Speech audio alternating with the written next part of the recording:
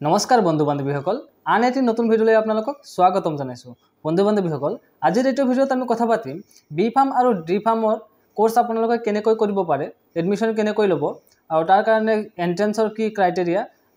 আৰু একচুয়ালি এন্ট্ৰেন্সৰ কাৰণে যি ফৰ্ম ফিল আপ হয় এডমিশনৰ কাৰণে যি এন্ট্ৰেন্স দিব লাগে তাৰ ফৰ্ম ফিল আপৰ ডেট ৰিলিজ কৰা হৈছে হেইটোৰ বিষয়ে বিতংভাৱে আপোনালোকক জনাম এলিজিবিলিটি ক্ৰাইটেৰিয়া কি হ'ব আপোনালোকৰ এডুকেশ্যন কোৱালিফিকেশ্যন কি লাগিব এজ লিমিট কি লাগিব এপ্লাই কেনেকৈ কৰিব গুটেইখিনি বস্তু বিতংভাৱে জনাই দিম আপোনালোকক যদি আপোনালোকে এলিজিবল হয় আৰু ইন্টাৰেস্টেড হয় আপোনালোকে এপ্লাই কৰিব পাৰিব বিতং জানিবৰ বাবে ভিডিওটো সম্পূৰ্ণ চাব কিন্তু তাৰ আগতে মই আপোনালোকক এটা ৰিকুৱেষ্ট কৰি ল'ব বিচাৰিছো যদি আপোনালোকে চেনেলটো নতুন আহিছে আৰু চেনেলটো সাবস্ক্ৰাইব কৰা নাই তেন্তে প্লিজ চেনেলটো সাবস্ক্ৰাইব কৰি ল'ব কাৰণ আমি এইটো চেনেলত ইম্পৰ্টেন্ট এক্সাম ৰিলেটেড আৰু যি কোনো ধৰণৰ recruitment related job related updated videos লৈ আহি থাকো ঠিক আছে এতিয়া আগবাঢ়িছো আমাৰ মূল বিষয়বস্তুটো লৈ মূল বিষয়বস্তু এটোৱে যে Srimanta Sankardev university of health সায়েন্সৰ মানে যি আছে আৰু আমাৰ অসমৰ হেইটোৰ আন্ডাৰত যি ডি ফাৰ্ম আৰু বি ফাৰ্মৰ এডমিশন হয় তাৰে নোটিফিকেশন ৰিলিজ কৰা হৈছে Srimanta Sankardev university of health science has released the official notification for admission into diploma in pharmacy that is D Pharm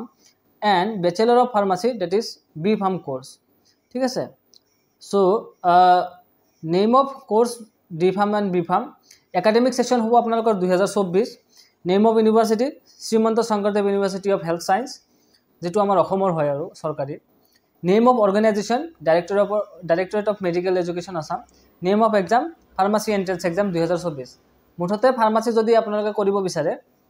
বহুতে আছে তেনেকুৱা যিসকলে ফাৰ্মাসিত কৰিব বিচাৰে তেওঁলোকৰ কাৰণে এটো এটা ভাল অপৰচুনিটি হয় সো এটো এন্ট্ৰেন্স হ'ব আপোনালোকৰ প্ৰথমতে আৰু ডেট অফ এক্সাম যেটো এন্ট্ৰেন্স এক্সামৰ ডেটটো হ'ল 23 জুন 2024 মানে জুন মাহৰ 23 তাৰিখে হ'ব আপোনালোকৰ এন্ট্ৰেন্স এক্সামটো আৰু এন্ট্ৰেন্স এক্সামৰ যি সেন্টাৰ বিলাক আছে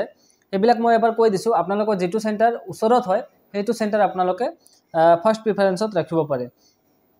প্ৰথম আছে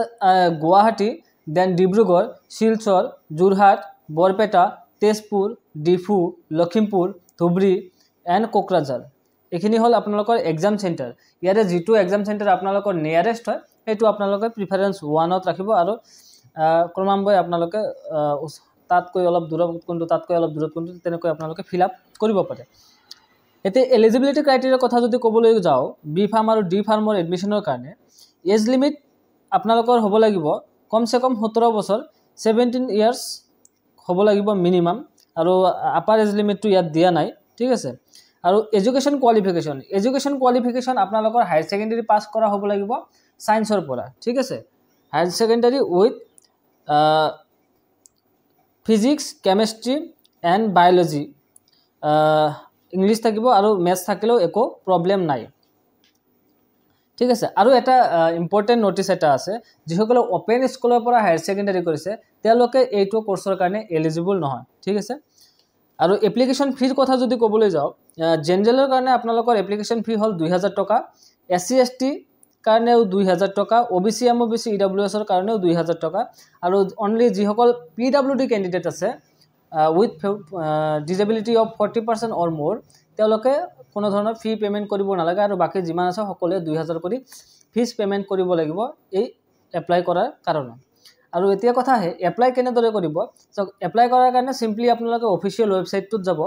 আৰু অফিশিয়াল ওয়েবসাইটটোৰ লিংকটো মই ডেসক্ৰিপচনত দি দিম আপোনালোকৰ ৰেফাৰেন্সৰ কাৰণে তাত গৈ আপোনালোকে যি অনলাইন এপ্লিকেশনৰ অপচন এটা পাব তাত গৈ আপোনালোকে এপ্লাই কৰি ল'ব পাৰে সিম্পল প্ৰসিডিউৰ হয় চাই ল'ব পাৰিব আৰু যদি ইম্পৰ্টেন্ট ডেটৰ কথা কও starting date of submission of online application আপোনালোকৰ অনলাইন এপ্লিকেশন স্টাৰ্ট হ'ব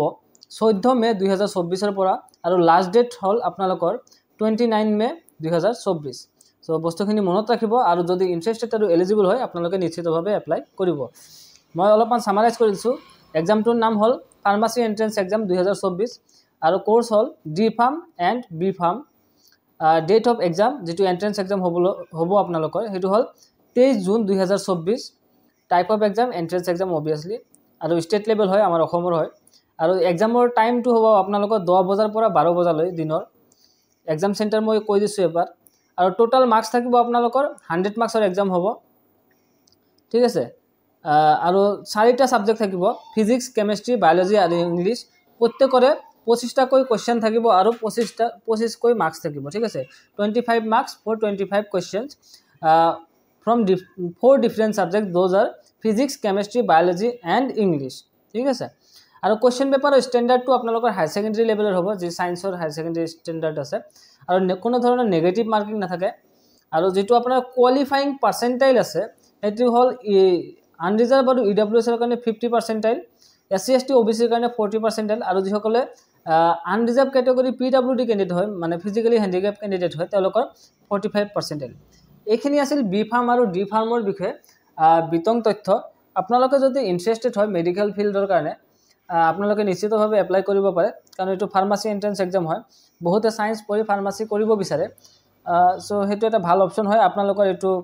আমাৰ আসাম গভৰ্ণমেন্টৰ আন্ডাৰত হয় সো আপোনালোকৰ যদি ইন্টাৰেস্ট হয় নিশ্চিতভাৱে এপ্লাই কৰিব মই বিতং কৈ দিছো আৰু যদি কিবা কোনো ধৰণৰ ডাউটস থাকে আপোনালোকে কমেন্ট বক্সত জনাব পাৰে আৰু আপোনালোকে ইচ্ছা কৰিলে আমাৰ টেলিগ্ৰাম গ্ৰুপটো জয়েন কৰি ল'ব পাৰে ডেসক্ৰিপচনত লিংক থাকিব বাকি মোক ইনষ্টাগ্ৰামতো ফলো কৰিব পাৰে ঠিক আছে এখিনি আছিল আজি ভিডিও থ্যাংক ইউ ব্লগ পাম আনিটি নতুন ভিডিও